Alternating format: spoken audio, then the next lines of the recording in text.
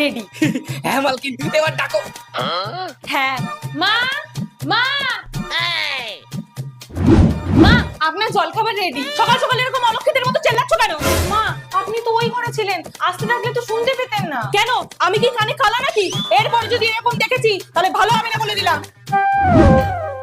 শয়তান বুড়ি। মালকিন দুঃখ পেও না, আমাদেরও সুযোগ আসবে।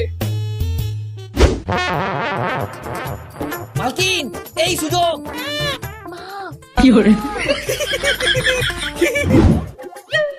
হে ভগবান, আমার নিরামিষ খিচুড়িটা বললো কি করে? মা আপনার ঠাকুরের খিচুড়ি তো আমি ধরতে পারবো না, তাই তো আপনাকে কতবার ডাকলাম। ডাকলে কই শুনতে পেলাম না তো। কি শুনতে পাননি?